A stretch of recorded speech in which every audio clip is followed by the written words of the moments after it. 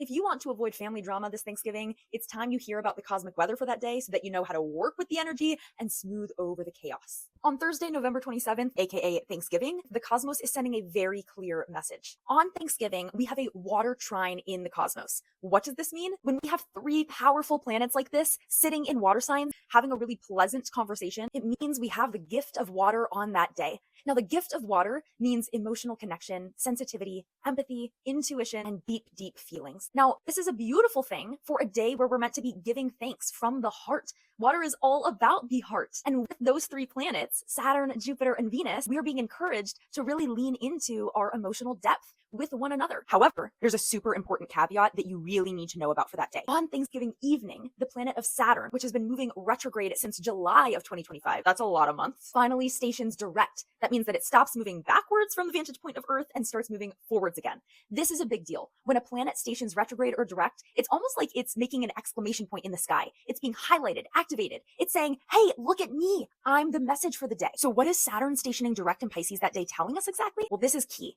Pisces is the world of boundaryless empathy, sensitivity, emotions, and compassion. It's a really beautiful land, a beautiful energy. However, as I started with, Pisces has no boundaries. Where you begin and I end, I'm not quite sure in Pisces land. But Saturn is the planet of boundaries, of restriction, of hard angles and walls. And so it actually is reminding us that on Thanksgiving, yes, we lean into that water, we lean into that empathy, that sensitivity, opening our hearts, but not without our emotional and energetic boundaries up. So this Thanksgiving, I hope that you can lean into that beautiful water element while also not forgetting your boundaries, my friend. Send this to a friend who's really going to need a reminder to put up their boundaries on that day, and happy Thanksgiving, my pals.